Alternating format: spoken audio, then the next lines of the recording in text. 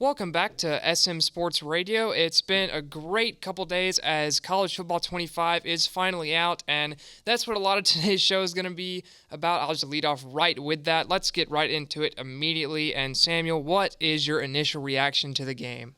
My initial reaction is one that I wish I had the sound effect queued up right now. It'd be really cool. I'm going to try to do it myself.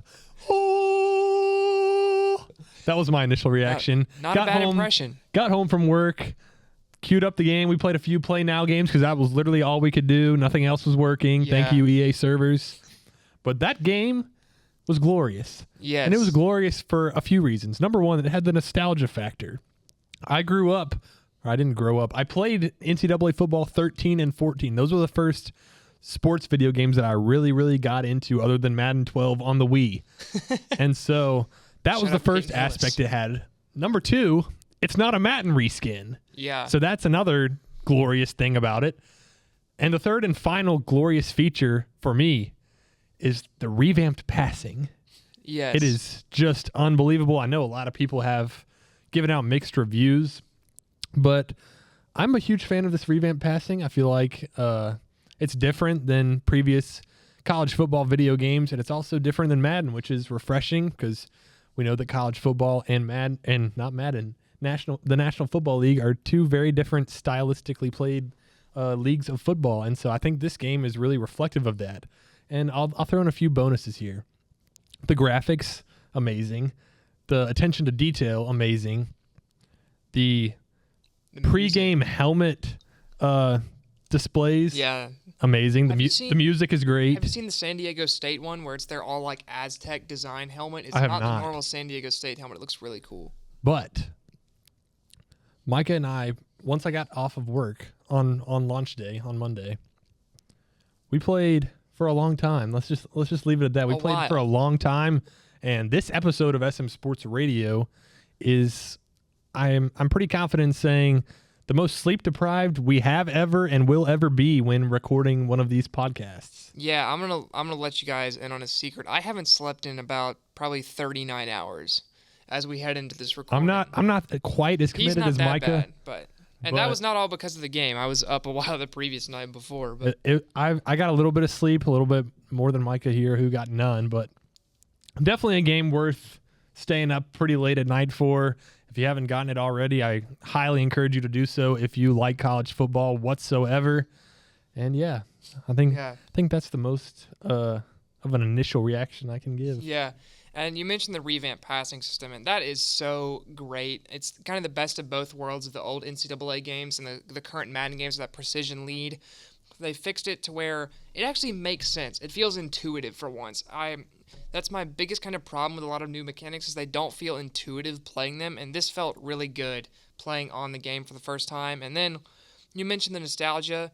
Growing up, you said you had the NCAA 13 and NCAA 14. Well, I rocked a Nintendo Wii until about 2018, so I never played any of the NCAA football games unless I was over at his house. So it was the first time for me playing a college football game, and I loaded up the first game with the Florida Gators and seeing the walk through the tunnel, touching the Gator head, going out onto the field.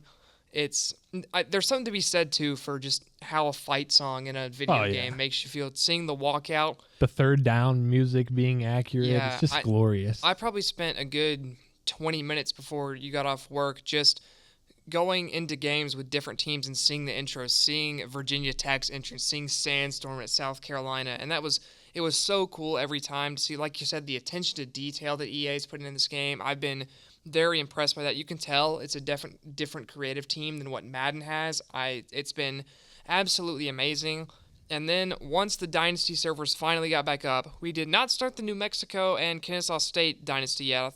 If I had to guess, I'd say that'll probably come this weekend is when we'll start doing that. Yeah. But we did start a Dynasty with two of our Power 4 rebuild teams that we both liked. Him with Nebraska and me with Arizona State. And we've had two very different experiences, let me tell you that much. I'll go ahead and let Samuel tell you about his Nebraska experience first. Yeah, so still getting used to the game. Week 1, the Nebraska Cornhuskers hosted the UTEP Miners, and I thought we were in for a very long season, giving up 40 points to UTEP, but thankfully the Cornhuskers able to score 60 in that contest. Dylan Raiola, a freshman quarterback for Nebraska, pretty high ratings, 96 throw power. Can't remember what his throw on the run is, but it must be pretty good because I throw on the run quite frequently with him. And Nebraska has 3 wide receivers above 88 speed. So that has been very fun just to get them in the open space on the outside with some short, quick passes, even going over the top on some home run balls that have gone in my favor. But like you may have seen online, it's pretty much impossible to stop the run. Fortunately, sometimes when I'm playing the CPU and they decide to pass it, I've been fortunate enough to pick it off a few times. So the Nebraska Cornhuskers are actually undefeated, I think 5-0 as we record this episode here today. Nice. This is on All-American difficulty, by the way. We Correct. wanted to settle in for the first season before switching to Heisman, so expect it to get a little bit more difficult in the future. And the New Mexico-Kennesaw State dynasty will be played on Heisman for the maximum suffering experience. Oh, that's news to me. You're getting breaking news exclusively. Live reaction right here. It will be played on Heisman difficulty. I'm up for the challenge there. It'll definitely make it more difficult. And before we get into your experience, one thing that I left out in my initial reaction, holy cow, is it hard to win on the road? Yes. Which is realistic, to be fair. Yes, we played 2 Play Now games, and Samuel was Clemson, I was Florida. I went into Death Valley, got smoked. It was like, 42-14 or something like that? Something along those lines. Then I was Auburn, he was Kansas State. He went into Jordan-Hare, got beat by probably 21 by the end of that game. Indeed. And that was the Cam Coleman show, as he had almost 300 yards receiving. Hopefully that happens So in real good. life. Yeah. Dude is a cheat Don't code forget in the game. UAB versus Liberty game either. Shout out Cam Shanks, UAB receiver. Get shanked. Was giving him nightmares. Liberty still did Yeah, pull off the win. Caden Salter with 180 yards on the ground as the quarterback. Yes, Liberty Very defended cool. home turf very well there. But then my Arizona State Sun Devils opened the year with a crazy game, the craziest game I've ever played on any sports video game. As in the second quarter, the Arizona State Sun Devils were down at home to the Iowa State Cyclones by a score of 42-17.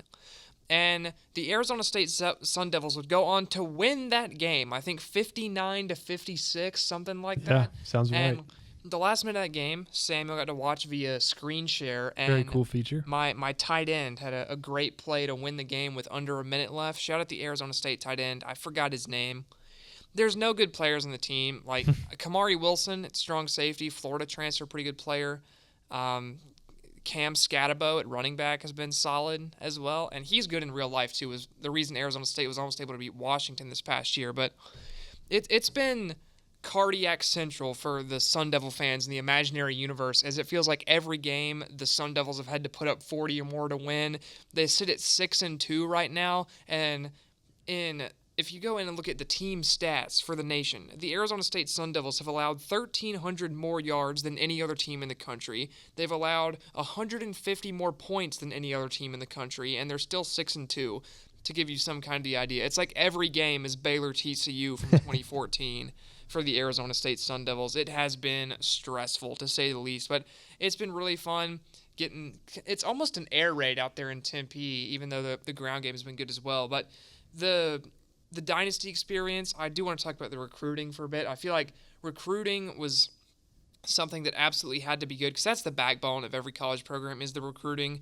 And I know I'm using this word a lot, but it feels intuitive as well. Like everything makes sense where it is. For sure. Once you kind of get the feel of where everything is in the menu, you're pretty much set. Just have to make sure you're good at your allocation and stuff. Although we did find one kind of inconvenient glitch for you. Yeah. Yes. Inconvenient to say the least. What was his name again? If you wouldn't ask me, I could have told you, that kind of thing. Yeah. There's Anyway, a rush linebacker Yes. that was in the top 3 of interest for both Nebraska and Arizona State. Nebraska had the lead barely most of the way, but then Arizona State scheduled a visit.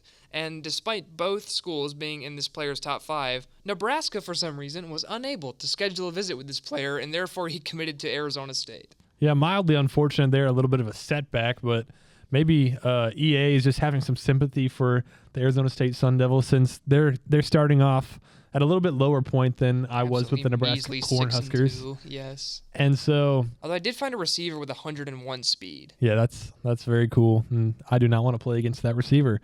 It wasn't that save. It was my San Jose State save, so I think you're fine. Marked safe for now. Yes. Anyway, I found a different rushing linebacker that is also a gem. This guy was a gem, by the way. If you don't know what that means when you scout the player fully using some of your recruiting hours, they are actually a little bit underrated by the game, by their star rating. So both of these players very good. It looks like I'm going to land one for myself. And so, yeah, recruiting's really cool, just to echo what Micah just said. Feels very intuitive. That's a great word to use there. I guess my only gripe would be, in terms of recruiting, if you're not in a player's, I'd say, top 6 or 7, it's pretty much impossible. Like, just initially, yeah, you're not getting that player. Yeah, and I think it makes it a more authentic recruiting experience because let's say especially because I found that with 2 stars, sometimes you can still go in if you're not there and make a push, but a 4-star that has offers from, like, their top 5 dream schools, if Nebraska comes up and this guy wants to go to, like, Ohio State, Michigan, Oregon, let's say Georgia and Alabama, those are his top 5 and he has offers from them and he doesn't want to go to Nebraska at all, if Nebraska goes scholarship, he's probably still not going to go to Nebraska. So you need to be able to give these players truckloads of money like they can in real life, because slide the Lamborghini. That is the only way how David Sanders Jr., the 5-star offensive tackle, somehow Nebraska made his top 4. Yeah. And let me tell you, he did not grow up a Cornhuskers fan. So no. I really wish the Huskers had those kinds of NIL resources in the game. Obviously, they can't really just make it straight pay for play on the game. What's great for me is some players like that campus lifestyle. And if you know anything about Arizona State, the campus lifestyle is, as the game says, an A+. So that helps me out. It actually made me secure my quarterback recruit for next season. A guy with okay accuracy, but he has 98 speed and 92 throw power. So it should be pretty fun to use on the game. I hope we play sometime in the next 4 seasons so you can I think we could schedule something, work something out in the non-con. I forgot there's conference. There's custom schedules and custom conferences. My people will contact your people. We'll work something out. Yes, we'll have to schedule a home and home or something. But I also love the custom conferences. I've resurrected the Pac-12 and the old Big 12 as I said I would. I've kind of moved some teams around in the group of 5 for fun just to see what would happen. I stuck Eastern Carolina in the Mountain West. Interesting. For no reason at all. I swapped them with Boise State just to see what would happen. Neither of them did very well, actually, which is weird. I thought Boise State would kind of run the American, but that doesn't matter at all. Anyway, the big thing when the game came out was initial server issues. I think we were all expecting that.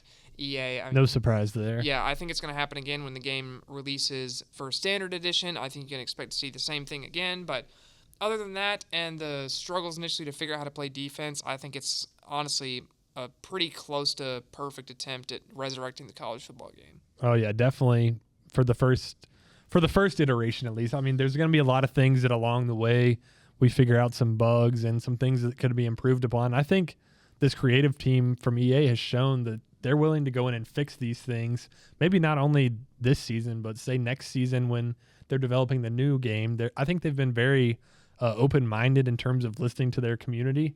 And I think that's what's gonna make this game successful for a very long time. Yeah, I completely agree with that. Then I think that's pretty much it we have to talk about for the college football game. And now let's talk about some MLB baseball, as the Home Run Derby happened last night, and a guy that we both honestly wrote off in Teoscar Hernandez winning the Home Run Derby with 59 total home runs across all rounds, which that's very low.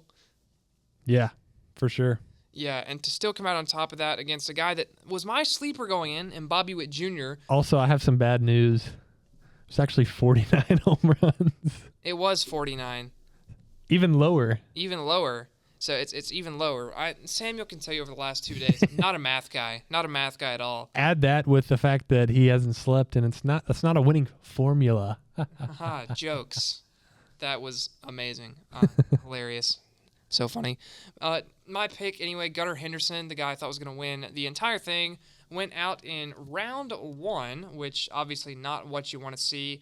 But Pete Alonso was the big shocker in round one, the multiple-time home run derby champ, putting up the second lowest total across the first round to only Gunnar Henderson.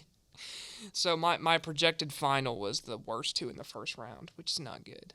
I didn't really make any projections, but I was definitely equally disappointed as Ozuna from the Braves did not have a stellar performance. Did hit the farthest ball, though. Yeah, that was cool to see, but seems like Braves home run hitters are never going to win any of this. We've had Acuna in one. We've had Olsen in one. Yeah, but Olsen was on the Olsen A's. on the A's still. Yeah, Ozuna a little bit too old, you think. How old's Teoscar Hernandez? 29, maybe? So not that old. Congratulations to Teoscar Hernandez. I have nothing more to say on the matter. Continue. All right. Well, you say Braves power hitters are never going to win, but they haven't invited Orlando Arcia yet. Oh, yeah. So do we really know if a Braves power hitter will ever? If you don't invite the best Braves power hitter, how will you ever? How could really I know what forget? happens? Yeah. But then, of course, the more important thing, at least in my opinion, the All-Star game is tonight. Paul Skeens gets to start on the NL side. Corbin Burns gets to start on the AL side. And how much does the AL win by this season? Probably more than one. Yep. National League actually got it done last year, right? Elias Diaz, or was like that 2 years it's ago? a couple years ago, I think. But AL still owns it. Yeah, oh, definitely. Yeah, Paul Skeens getting the start, though, I think is a very cool thing. And this is something we've kind of gone back and forth on all year. Where I think you would have him top 3 in the MLB. I think you said a couple weeks ago. He is my if I'm a manager and I have every pitcher in Major League Baseball at my disposal that's currently healthy right now, and I have to win one wild card game. So say a wild card series is tied 1-1. There are only 2 men that I would rather have on the mound than Paul Skeens. Glasnow and Zach Wheeler? Close. Zach Wheeler and Tarek Skubal. I meant Skubal. Why did I say Glasnow? But Whatever. after that, it's Paul Skeens. And I'm proud to say that I've been on the Paul Skeens hype train since day one. I said the day he stepped into the big leagues, he's already at, what did I say, top 20, top 15? Top 25. Ooh, top 25. Not as good as I thought. But every week, as Paul Skeens continues to dominate, I keep narrowing that list that Skeens is on, and I'm now comfortable in saying that he's in the top 3 for me, and would not be mad if you had him as your personal number 1 pitcher in baseball. He's been extremely dominant. It's going to be very interesting to see what he does in the second half. See how the Pirates manage his innings, especially if they're not in the playoff hunt, but very cool that he's going to at least get 1 inning in the All-Star game. We did hear that 1 inning will be his maximum, and by the time you're watching this, you will know what has transpired there, but Imagine he just gives up like 3 bombs. that would be very unfortunate in the first inning. Yeah. But anyway, Paul Skeens is good. Yeah, I'm willing to give him top 10 at this point. I think he's shown a large enough sample size for top 10 to be warranted. I just, you know how I am with pitchers. I want to We know. wait more time. The community knows. Yes. Also, how about the NL Central on the starting pitcher side for this game? Shota Imanaga's getting the 4th, Paul Skeens getting the 1st, Hunter Green getting the 5th. It's the NL Central staff. I didn't realize they already announced like what innings guys are going to This was announced pitch. just That's a very little cool. earlier today. You were working, so it's fine. But I love seeing actual good Reds players in the All-Star game again. I feel like we've been sending scrubs every year for like 6 or 7 years now. And we get Ellie, which is going to be super exciting this season. He's already been just all over the social media. Do you know if pages so far. Reynaldo Lopez will be pitching an inning? I do not know yet. I just saw the. Please let Reynaldo Lopez pitch an inning. ERA leader in Major League Baseball. Yes, Please. He's been amazing this season as well. But Hunter Green, I'll be curious to see. He doesn't strike me as a guy that will do amazing in an All-Star game. I would love to be proven wrong, but if you're an opposing hitter and you see Hunter Green on the mound in an All-Star game, are you sitting fastball, or fastball? Not the curveball. Yeah. That's what I'm going to Exactly. That's essentially the point there is hitters are going to be sitting fastball on a guy that can throw 101 and will want to showcase that, I would assume, in an All-Star game for sure. But great to see multiple Reds in an All-Star game, too, for the first time in a while. It's very exciting as a Reds fan, but things that maybe aren't as exciting as a Reds fan are the MLB standings, as we're going to check in on how teams are doing at the All-Star break, kind of give a division rundown, and let's start in the NL East. Starting off in the NL East, The Miami Marlins sit at the bottom, 33 and 63, 30 games under 500. And let's play a game real quick. Where will Jazz Chisholm be traded? Cincinnati. Okay. No, I'm kidding. I think Jazz Chisholm goes west. I don't know where west. I think he goes somewhere west. All right, I like that. The Nationals in fourth place, 18 and a half games back, sitting at 44 and 53. Congratulations, Washington Nationals. You are officially sellers at the trade deadline. Let's give a round of applause for the Nationals. Yay. In third place are the Mets, 12 and a half games back, kind of creeping up on the Braves there. Yeah. I think the Mets are squarely, at least in the wild card conversation. It's going to be interesting to see what they do at the trade deadline. Power of OMG. Indeed. The Braves in second place, 53 and 42, 8.5 games out of first place. And if you're a Braves fan like I am, and you just see that 8.5 games back, you're like, man, we must not be very good this year. And certainly at times it has felt that way. But let me reassure you, the Braves are very good. The Braves have the best staff ERA in all of baseball now at the All-Star break. Chris Sale, Max Fried, Reynaldo Lopez is about as good of a 1-2-3 in terms of starting pitching as you're going to get. Mind you, the Braves are only paying Chris Sale and Reynaldo Lopez a combined $4 million this season. So that is very cool. Good. Yes. But unfortunately for the Braves, the best team in baseball is in first place in the National League East, and that's the Philadelphia Phillies, sitting at 62 and 34 through about a half of the season plus. They're sitting at 96 games played, actually. They've played a lot more games than the Braves. No, they haven't. They played one more game than the Braves. Math is hard for me as well. This is not a math podcast. The Phillies are definitely going to cruise to the NL East title like I predicted. I think 3 or 4 podcasts ago, Yeah. I called this race when it was a similar number. It's gotten bigger, it's gotten smaller in terms of the division lead for the Phillies over the Braves. I'm confident in saying that the Braves will be, if not the first wild card, at worst the second wild card. I think the pitching is just too much for the Braves not to make a run, or at least make the playoffs. Going to be really interesting to see what outfielder the Braves decide to add at the trade deadline. My personal favorite fit is Taylor Ward from the Los Angeles Angels. That is a very good fit, yeah. But Alex Anthopoulos loves to do things that are unpredictable, and those things usually turn out pretty good. So I trust Alex Anthopoulos as a Braves fan, but Welcome I'm still back, Jorge intrigued. Soler. Yes, that would also be very cool. But that is the NL East in a nutshell. Yes, then over to the NL Central, the Chicago Cubs sit in last place, huzzah, at 47 and 51. I love how the Cubs are in last, and they're the same amount of games back at the Brewers as the Braves are in second place of the Phillies. Yeah, the NL Central, part of that is how good the Phillies are. Part of that is how tight the NL Central is. It's been a close race pretty much all year. The Reds sit second to last at 47 and 50, 8 games back, and they've been very up and down recently. You have hot streaks, cold streaks. People forget how to hit streaks. Rhys Hines comes up and becomes the best player in baseball. And actually, the Rhys yes, Hines rant. It's time. Rhys Hines, we had to talk about this eventually. Rhys Hines, his first week in the major leagues, won NL Player of the Week.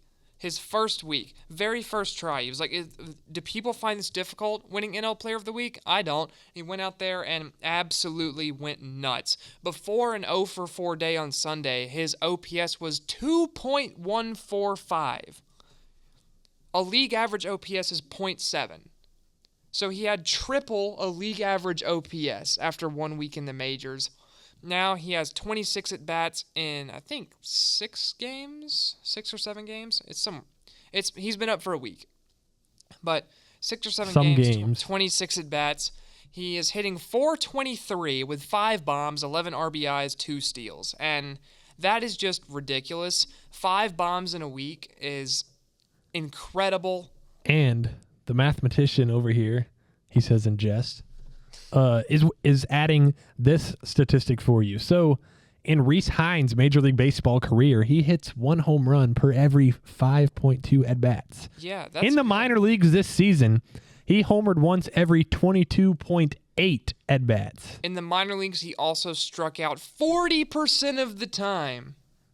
crazy. And he has more walks than strikeouts, I think, at this point in the year, which is absolutely absurd to think about.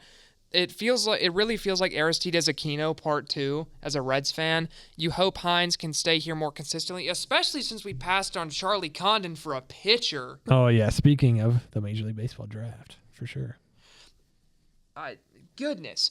A team all year carried by the pitching staff, playoff pitching, no outfield hitting, no outfield hitting, no outfield hitting, no outfield hitting all year, especially from the right side. Get to the MLB draft. You're lucky enough to have the second overall pick. Charlie Condon falls to number 2. It's a perfect fit. Don't take Charlie Condon. Okay, I get it. First base, you have a big need at first base too. Cess cannot stay healthy, can't hit for average when he is healthy.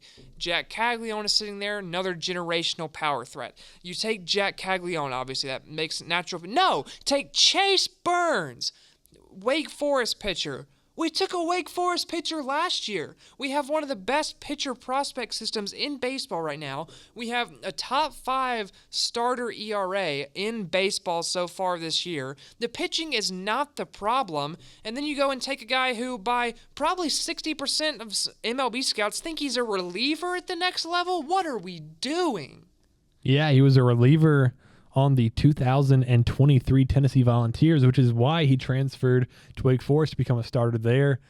Shout out to the Wake Forest pitching lab to get Chase Burns over in Winston-Salem. But even as a non-Reds guy, that pick kind of made me scratch my head a little bit. And made me bang my head against a wall. And also, I question, well, I don't question, I'm thinking that this was probably a cheap out move because you're probably able to sign Burns way under the slot value and save money for other players. Yes, so. Bomb Castellini and slot value. Slot value is very important to the Castellini family, as we can save all of your money and not spend it on your beloved Cincinnati Reds. If you would like to spend money, please spend it at other locations. Castellini Incorporated.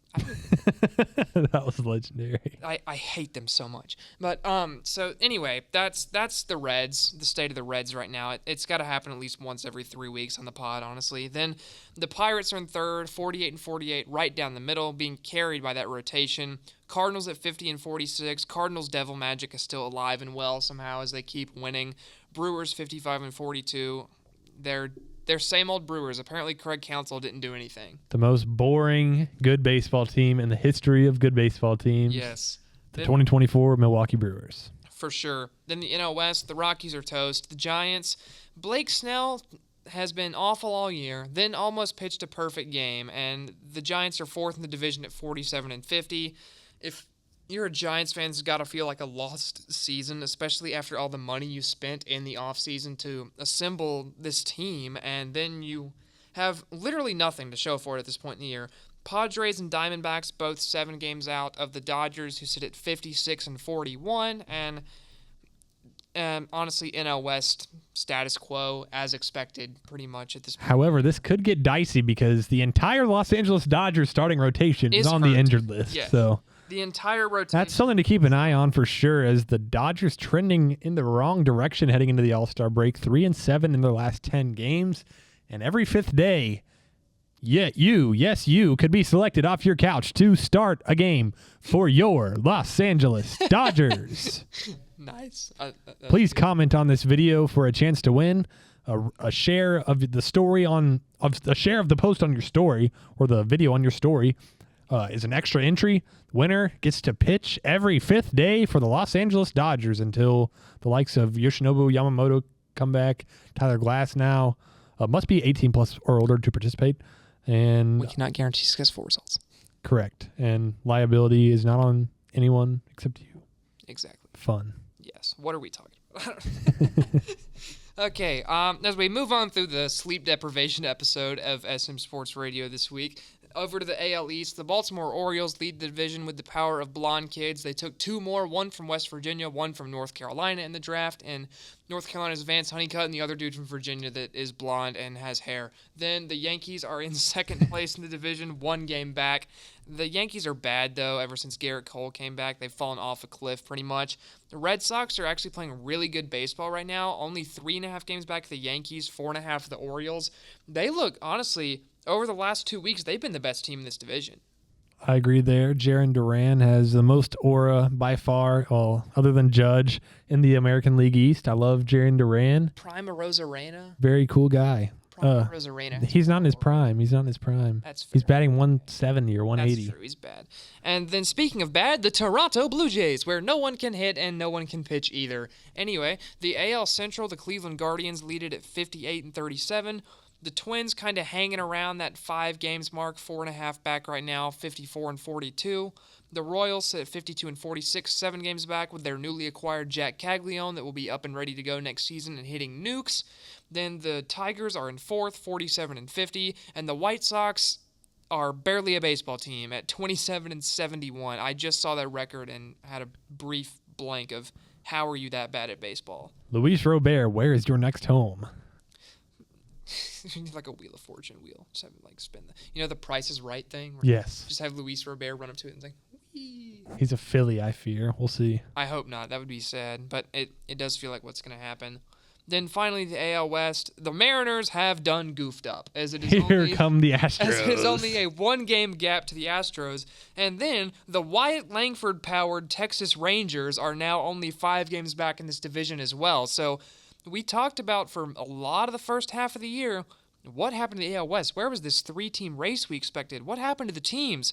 This 3-team race might be coming quickly, and Jacob deGrom is supposed to be back in the next few weeks as well. Also, shout out to the fact that the Mariners, it looks like, would not even be in the American League wild card if they were not the division leaders. AL West is bad. AL West is poverty, honestly. In shocking turn of events, you actually have to have hitters to win in baseball. You cannot just have elite pitching, as shown by the 2024 Seattle Mariners. Cal Raleigh did homer from both sides of the plate in back-to-back games a few days ago, which was cool. But I think they used all of their July runs on those 2 games. Indeed. Then the Angels are 41-55. They're bad. Send us Taylor Ward, please. Yes. Then the Oakland A's are at the bottom of the division at 37-61, and yet they've scored 19 or more runs 4 times. Send Brent Rooker while you're at it, and thank you for beating the Phillies 2 out of 3 games. I know Mason Miller had to be an all-star, but how is Brent Rooker not an all-star with an OPS in the 900s? I have no idea.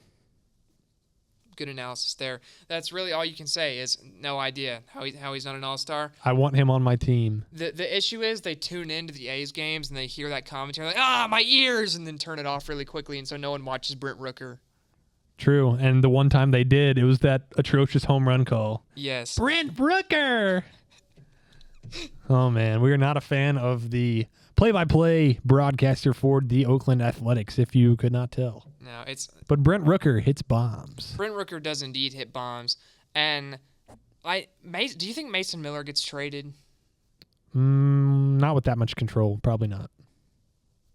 All right.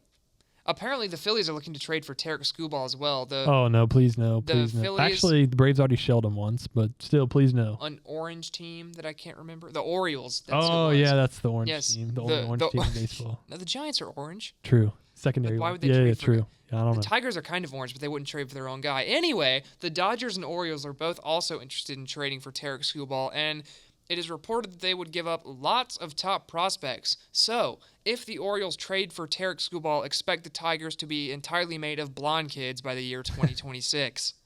A blonde kid could be coming to your city, Detroit. They would all get shot, actually. Maybe Detroit doesn't. Yikes. Can you imagine Vance Honeycutt on the streets of Detroit? I cannot. Me neither. Groundbreaking. Yeah. We hope Spencer Torkelson gets good again. He was supposed to be number 1 overall pick. Spencer Torkelson, by the way, kind of looking like what Jared Kelenic was 2 years ago. So come to the Braves. We'll fix him I was up. about to say, there's still time. The island of misfit toys. Come on. The island of Eddie Rosarios. Yes. Is he hitting yet with y'all? He had a clutch hit in Arizona to set up a Sean Murphy game-tying home run, which is really cool. The Braves went on to win that game. Other than that, it's been a lot of ground balls and strikeouts. So the Eddie Rosario experience. So no different than still Zach Short. Still can't be mad at that guy whatsoever. The Braves do not win in 2021 the World Series without him. Absolutely insane in the NLCS. Thank you, Eddie Rosario. You are a Brave for life, and you can hit 180 for the rest of your career if you really want to. Yep. And I think that's pretty much it. As 30 minutes of useless rambling has gone A lot by. of yapping going Yes. on today. Thank y'all for tuning in if you've made it through this absolute nonsense Next for week, half an hour. Next week we're in Atlanta. Yes. Next week, the pod will be recorded in Atlanta. We'll have the first content from the Kennesaw State, New Mexico series. We'll have other things. Braves Red series preview, Yes, maybe. Braves. Actually, maybe not a preview because by the time Maybe it's the first posted, game reaction. first game reaction. I like. Yeah. Then we will also have a college football thing that we're undecided yet. It will either be conference predictions, playoff picture, or kind of. And we will have sleep in our system. We will have sleep. The quality will be much better because of that alone. And then we'll probably talk a little bit of MLB, pick any teams we might think might surprise in the second half of the season. But that is it for this episode. Thank you guys for tuning in. Thank you for watching 35 minutes and probably 15 seconds by the time this is done of useless rambling. And we will see you guys next week. Thank you for tuning in.